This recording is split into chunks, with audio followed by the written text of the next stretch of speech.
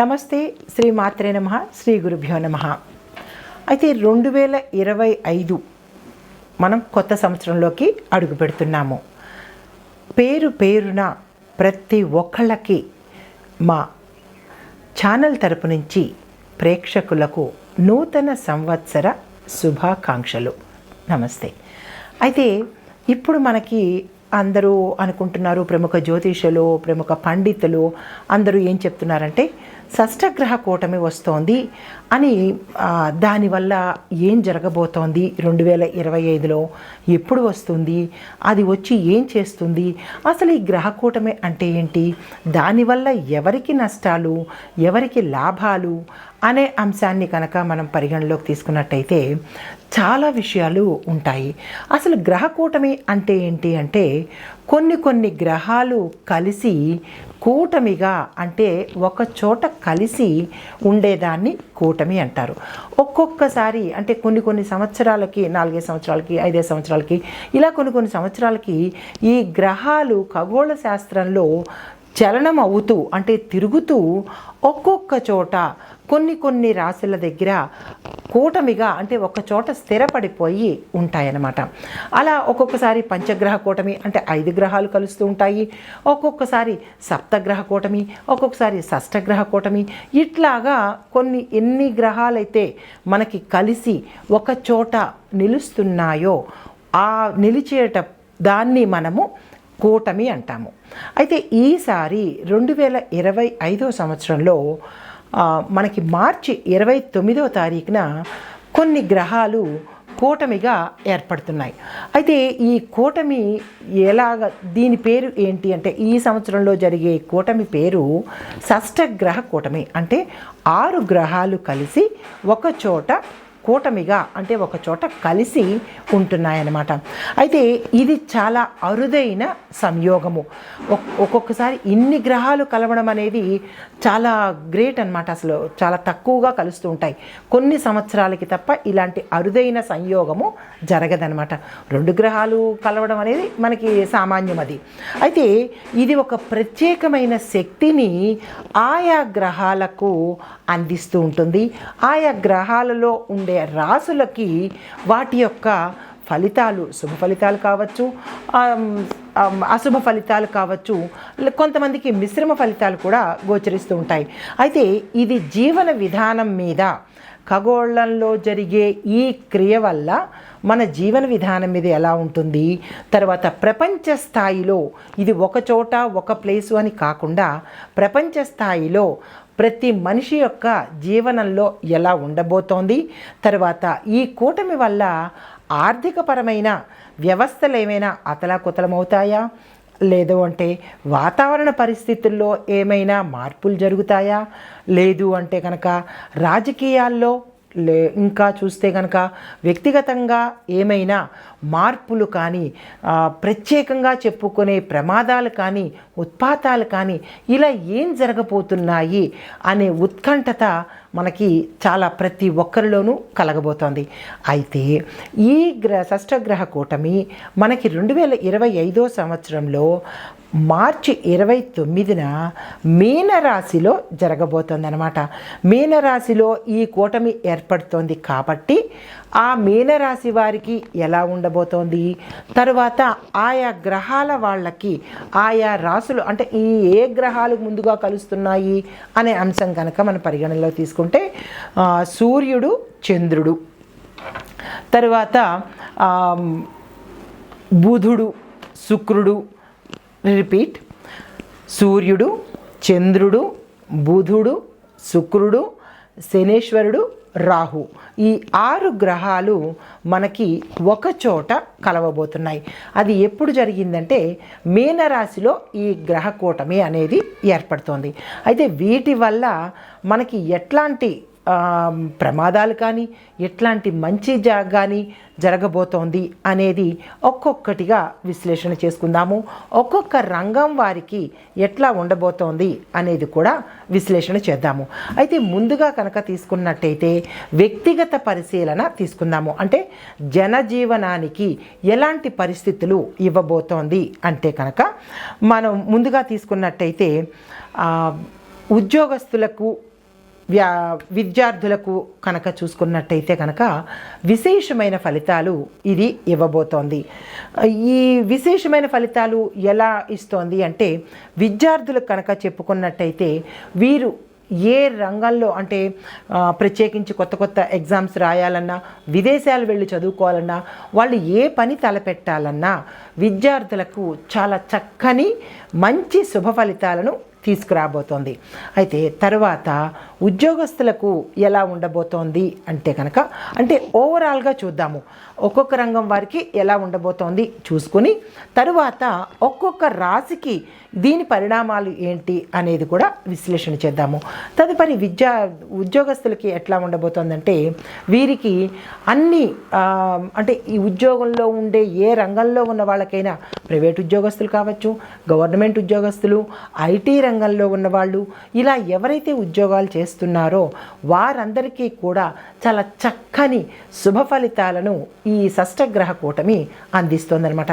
అంటే ఈ 6 రాసులు కూడా వారికి చాలా అనుకూలంగా ఉండి ప్యాకేజీలు పెరగడము, శుభవార్తలు వినడము, చక్కని ప్రమోషన్స్ రావడము, పర్మనెంట్ ఉద్యోగాలుగా స్థిరపడము, విదేశాలు వెళ్ళడము, అన్ని రకాలుగా వాళ్ళకి అంటే వస్తువాహనాలు కొనుక్కోవడము, గృహాలు కొనుక్కోవడము, అన్ని రకాలుగా చాలా చక్కని శుభ పరిణామాలు ఈ 6 గ్రహాల వాళ్ళు ఉద్యోగస్తులకి అందిస్తున్నారు. అయితే తదుపరి మిగతా వాళ్ళకి ఎలా ఉండబోతోంది అంటే కనుక, శుభకార్యాలు చేయడము అంటే వివాహం కాని వారికి వివాహాలు అయ్యే యోగ్యము, సంతానం కోసం ప్రయత్నం చేసే వాళ్ళకి సంతానం అవ్వడము, తరువాత కుటుంబ పరంగా కనుక చూసుకున్నట్టయితే కనుక కుటుంబ వాతావరణంలో గతంలో కనుక మనకి అల్లకల్లోలంగా ఉండడము, అన్యోన్యత లోపించడము, విపరీతమైన కొట్లాటలు తగాదాలు జరగడము, ఒక్కొక్కసారి కుటుంబం విచ్ఛిన్నం కావడం కూడా జరిగే పరిస్థితులను గోచరించేది. కానీ ఈ షష్టగ్రహ కూటమి వల్ల అందరికీ అన్యోన్యతాభావం ఏర్పడము, ఒకళ్ళకొకళ్ళు ప్రేమాస్పదాలు ఆప్యాయతలు కలగడము, కుటుంబంలో చక్కని వాతావరణం ఏర్పడము, అనారోగ్యంగా ఉన్న వాళ్ళకి ఆరోగ్య సూచనలు కనబడము, ఇలాగ ఒకటేంటి అన్ని రకాలుగా సంతానపరంగా అంటే సంతానంతో కూడా మనకి చక్కని ఫలితాలు ఏర్పడము, బంధుమిత్రులతో కానీ లేదా సంఘంలో కానీ గౌరవ మర్యాదలు పొందడము, ఇలాగా మనకి కుటుంబ పరంగా చూసుకున్నట్టయితే కనుక ఈ షష్టగ్రహ కూటమి వల్ల కుటుంబ పరంగా బాగుంది, ఉద్యోగస్తులకు బాగుంది, విద్యార్థులకు కూడా చాలా చక్కని యోగదాయకము.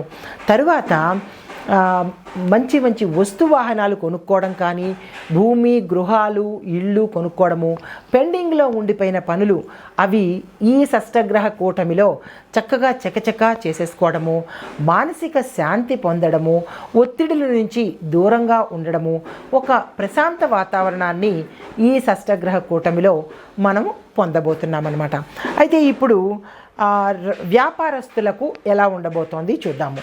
గతంలో కనుక ఏ వ్యాపారస్తులైనా తీసుకోండి, పారిశ్రామికంగా కానీ వాణిజ్యంగా కానీ మామూలు చిన్న చిన్న వ్యాపారులు కానీ, అంటే టీ కొట్టు బడ్డీ కొట్టు వ్యాపారం దగ్గర నుంచి పెద్ద పెద్ద ఇండస్ట్రీస్ వరకు కూడా వీరికి చాలా చక్కని అనువైన కాలము ఈ షష్టగ్రహ కూటమి అనమాట. అయితే ఈ సమయంలో వీరు ఏం చేయొచ్చు అంటే వ్యాపార విస్తరణ చేసుకోవచ్చు, కొత్త కాంట్రాక్టులు తీసుకోవచ్చు, తర్వాత బ్రాంచీలు పెట్టుకోవాలన్నా, ఏజెన్సీలు తీసుకోవాలన్నా, పెట్టుబడులు పెట్టాలన్నా, ఇంకా ఒకటేంటి మీరు ఏమి చేయాలని అనుకుంటున్నారో అన్నీ కూడా ఈ సమయంలో కనుక మీరు చేసుకున్నట్టయితే విశేషమైన లాభాలు మీరు పొందే అవకాశం కనబడుతోంది.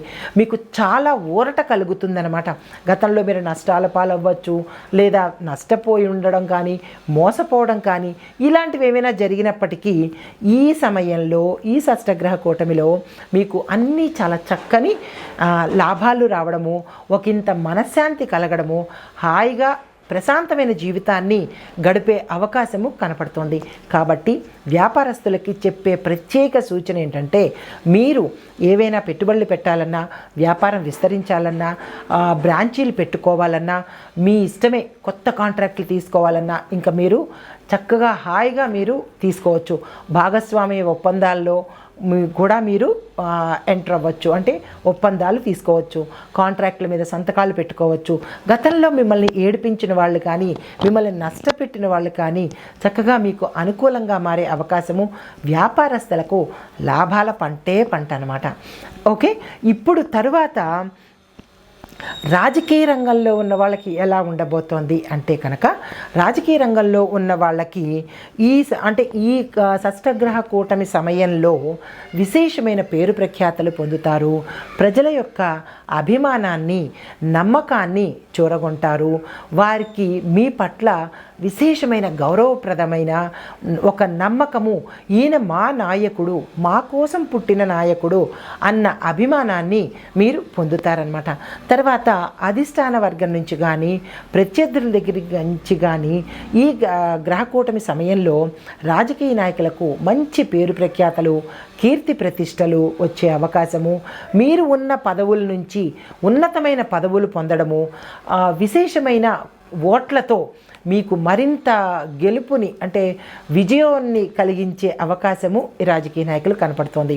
అయితే గతంలో ఎవరైనా రాజకీయ నాయకులు కానీ, లీడర్స్ కానీ ఎలా అంటే ఓడిపోవడం కానీ, లేదా కొంచెం అపనిందల పాలవడం కానీ, కొంచెం అపఖ్యాతి మూటకట్టుకోవడం కానీ, ఇలాంటివి జరిగిన పక్షంలో ఆ సమయంలో మీరు ఒకంత మానసిక వేదనకి కానీ, అన్ని రకాల ఆందోళనకి గురి అయి ఉన్న వాళ్ళు ఈ షష్టగ్రహ కూటమిలో చాలా చక్కని పేరు ప్రఖ్యాతలు పొందే అవకాశము, ఈ 6 గ్రహాలు కూడా రాజకీయ నాయకులకి మంచి పేరు ప్రఖ్యాతలు, సంఘంలో గౌరవ మర్యాదలు, మీ మాటను అనుసరించి మీ బాట పట్టే విధంగా రాజకీయ నాయకులకు ఉండబోతుందన్నమాట. తర్వాత గృహంలో చూసుకున్నట్టయితే అంటే వ్యవసాయదారులకు కనుక చూసుకున్నట్టయితే వాళ్ళకి గతంలో రుణాలు తీసుకుని తీర్చలేని పక్షంలో అయి ఉండవచ్చు. తర్వాత లాభాలు రాకుండా నష్టాల బారిన పడవచ్చు, లేదా అప్పులు పేరుకుపోయి మనశ్శాంతి లేక చాలా ఇబ్బంది పడిన రైతులు కానీ, వ్యవసాయదారులు కానీ, గిడ్డంగులకు కానీ, లేదా వాణిజ్య పంటలు వేసిన వారికి కానీ, ఏ పంటలు వేసిన వాళ్ళైనా నష్టాల్లో ఉన్నా కానీ ఈ షష్టగ్రహ కూటమిలో రైతులకు పన్నీటి జల్లు అని చెప్పవచ్చు అన్నమాట. మీకు సమయానికి గవర్నమెంట్ నుంచి అంటే ప్రభుత్వం తరపు నుంచి రుణాలు వస్తాయి. మీరు ఏదనుకుంటారో, ఏ పంట వేసినా మీకు చక్కని ఆదాయం వచ్చే అవకాశము, రైతులకి పన్నీటి జల్లు అని చెప్పాను కదా, అంటే మీకు మంచి రోజులు వచ్చినట్టు ఈ షష్టగ్రహ కూటమిలో అన్నమాట. కాబట్టి దానికి తగ్గ ప్రణాళికలు వ్యవసాయదారులు కానీ, రైతులు కానీ, కౌలుదారులు కానీ మీ పనులను చక్కగా తీసుకోండి. పాత రుణాలను తీర్చేసుకుంటారు, కొత్త రుణాలను నిరభ్యంతరంగా తీసుకోవచ్చు. మీరు ఏ పంటలు పండించాలనుకున్నారో చక్కగా పండించండి. మనశ్శాంతిగా ఉండే అవకాశము, నాకేంటి నేను రైతుని అని గర్వంగా చెప్పుకునే అవకాశము ఈ షష్టగ్రహ కూటమిలో ఈ 6 గ్రహాలు మీకు అందించబోతున్నాయి. తరువాత అంటే ఓవరాల్గా చెప్పాలి అంటే వ్యవసాయదారులకు కానీ, మిగతా వాళ్ళందరికీ కానీ 98% చాలా చక్కని, అనుకూలమైన, శుభప్రదమైన, లాభదాయకమైన యోగాన్ని ఈ షష్టగ్రహ కూటమిలో ఉండేవాళ్ళు అందరికీ మనకి ఏర్పాటు చేస్తున్నారు. ఈ గ్రహాలు మనకి అనుకూలంగా 98% మనకి అందిస్తున్నారు. మిగిలిన 2% అనేది మనం చేసుకునే పరిహారాలు కానీ, మనం చేసుకునే మంచి పనుల వల్ల కానీ ఆ మిగతా 2% కూడా మనకి అందుబాటులోకి వస్తుంది. అయితే ఇక పరిస్థితుల దగ్గరికి వచ్చినట్టయితే వాతావరణ పరిస్థితుల్లో కొంచెం మార్పులు వస్తాయి. ఆర్థిక పరంగా కూడా అంటే దేశ ఆర్థిక పరిస్థితులు కూడా కొంచెం శుభాశుభ మిశ్రమ ఫలితాలు కనపడుతోంది. తర్వాత మిగతా అంటే ప్రమాదాలు, ఉత్పాతాలు ఇలాంటివి ఏవైనా అంటే కనుక వాటి మీద కూడా ఈ షష్టగ్రహ కూటమి యొక్క ఫలితాలు పడి ఒకంత అంటే అనారోగ్యాలు రావడము, కొత్త వైరస్లు రావడము, ప్రజల్ని ఇబ్బంది పెట్టే రోగకారకమైన క్రిములు కానీ, రోగ సంబంధమైన ప్రకృతి వైపరీత్యాలు కానీ ఇలాంటివన్నీ జరిగే అవకాశము, అంటే ప్రకృతి పరంగా కొంచెం ఫలితాలు కొంచెం చెడుగా కనిపించిన మానవాళికి జీవన స్రవంతిలో ఉండే మానవులకు మాత్రము చాలా మంచి ఫలితాలను షష్టగ్రహ కూటమి మనకి అందిస్తోంది. అయితే ఇప్పుడు ఆయా రాశుల వాళ్ళకి మేషరాశి నుంచి మీనరాశి వరకు ఎలాంటి ఫలితాలు ఒక్కొక్కటిగా మనం చూద్దామన్నమాట. ఇందాక మనం చెప్పుకున్నది ఓవరాల్గా అంటే ప్రతి ఒక్క రంగం వాళ్ళకి విడివిడిగా ఎలా ఉండబోతోంది చెప్పుకున్నాము. ఇప్పుడు ఒక్కొక్క రాశికి ఏ ఫలితాలు ఇస్తోంది, పరిహారాలు ఏంటి అనేది చెప్పుకుందాము. నమస్తే. తదుపరి రాశి మిథున రాశి. ఈ రాశి వారికి చిన్న చిన్న ఆరోగ్య సమస్యలు తల ఎత్తే అవకాశం ఉంది కాబట్టి ఆరోగ్యం పట్ల జాగ్రత్త తీసుకోండి. ఆర్థిక విషయాలు ఏవైనా చెయ్యాలి, కొత్తగా చేయాలి, లేదా ఆర్థికంగా సంబంధించిన లావాదేవీలు ఏవైనా జరపాలి అని అనుకుంటే కనుక చాలా జాగ్రత్తగా ఆచితూచి కనుక మీ యొక్క పెద్దల పరిశీలనలో కానీ, మీ యొక్క శ్రేయోభిలాషులు ఉంటారు కదా వారి యొక్క పరిశీలనలో కానీ కనుక మీరు ఆర్థిక సంబంధించిన లావాదేవీలు చేసుకోవచ్చు. అంటే ఈ రాశిలో ఉండే అన్ని రంగాల వాళ్లకు ఆర్థిక పరంగా చాలా చక్కగా ఉంది. కానీ మీరు చేసుకోవాల్సింది ఏంటంటే జాగ్రత్తగా వ్యవహరించి ఏ లావాదేవీలైనా చేసుకోండి. అంటే కోర్టు వ్యవహారాలు కావచ్చు, వ్యాపారస్తులు వ్యాపార విస్తరణ కావచ్చు, చేతి వృత్తుల వాళ్లకు పెట్టుబడి పెట్టాలన్నా, రియల్ ఎస్టేట్ వాళ్ళు వాళ్ళ వ్యాపారాన్ని విస్తరించాలన్నా, కొత్త కొత్త వెంచర్లు వేయాలన్నా, పారిశ్రామికవేత్తలకు కొత్త ప్రాజెక్టులు తీసుకోవాలన్నా, ఇంకా ఒక రంగం అని కాదు, ఈ రాశిలో ఉండే ప్రతి రంగం వాళ్ళకి 98% చాలా చక్కని అనుకూలమైన కుటుంబ పరంగా అనుకోండి లేదా వ్యాపార పరంగా అనుకోండి, మీరు ఏ రంగంలో ఉన్నవాళ్ళైనా పురుషులైనా స్త్రీలకైనా చాలా చక్కని ఫలితాలను మనకి షష్టగ్రహ కూటమిలో ఉండే గ్రహాలు మనకి అందిస్తున్నాయి. మిగిలిన 2% అది మన కర్మ మీద ఆధారపడి ఉంటుంది. కాబట్టి మీరు దాన్ని కూడా జయించాలి, విజయాన్ని పొందాలి అంటే కనుక మీరేం చేస్తారంటే నవగ్రహ ఆలయాలను తప్పనిసరిగా ప్రతిరోజు లేదా ప్రతి వారము ఏదో ఒక వారం పెట్టుకుని ఆ నవగ్రహ ఆలయాలను తప్పనిసరిగా సందర్శించండి.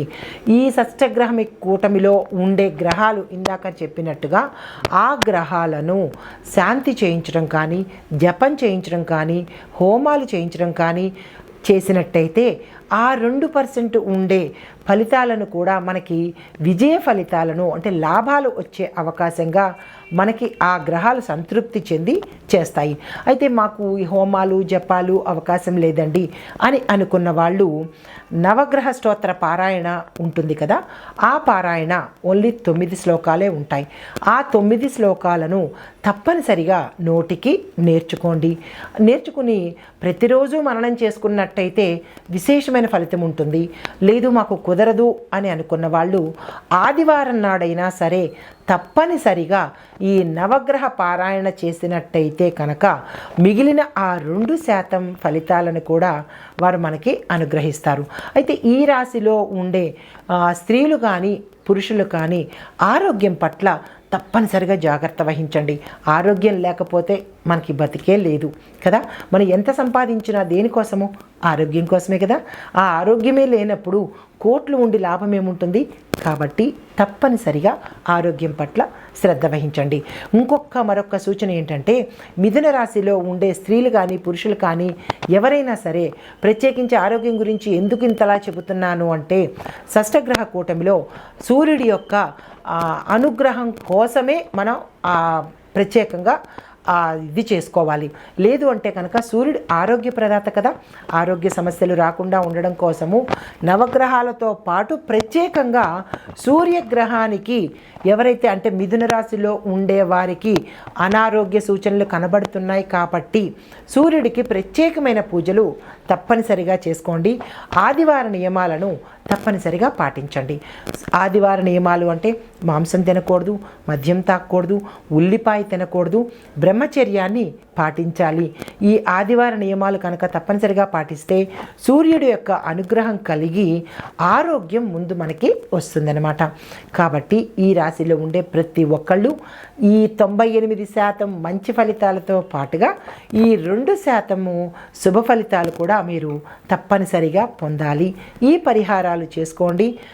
అస్సలు నెగ్లెక్ట్ చేయకండి. అంటే చూద్దాంలే చేద్దాంలే అని అనుకుంటే కనుక ఆ గ్రహాలు కూడా చూద్దాంలేనే అంటాయి. వారి కనుక ఒక్కసారి చూద్దాంలే అంటే కనుక మన పరిస్థితి ఇంతే. కాబట్టి నేను చాలా సిన్సియర్గా సీరియస్గా చెప్తున్నాను. మిథున రాశి వాళ్ళు ఆరోగ్యం పట్ల జాగ్రత్త వహించండి. మీరు ఎంత సంపాదించినా ఆరోగ్యం కోసమే. ఈ రంగంలో ఉండే ప్రతి ఒక్కళ్ళు కూడా విద్యార్థులు, వ్యాపారస్తులు, కుటుంబపరంగా ఉన్నవాళ్ళు, వ్యవసాయదారులు, అన్ని రకాలుగా ప్రతి ఒక్కళ్ళకి చాలా శుభ ఫలితాలు ఇస్తున్నారు. కుటుంబంలో కూడా అన్యోన్యమైన వాతావరణం కనపడుతుంది.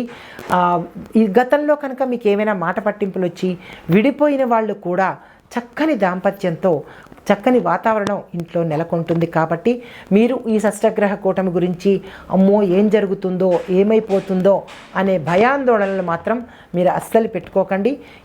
నేను చెప్పిన ఈ పరిహారాలను కనుక చేసుకున్నట్టయితే మీకు చక్కని ఫలితాలు పొందే అవకాశం ఉంది. ఆ గ్రహాల యొక్క అనుగ్రహం మీరు సంపూర్ణంగా పొందుతారు. ఈ ఫలితాలు మాత్రం పరిహారాలు తప్పనిసరిగా చేసుకోండి. నమస్తే.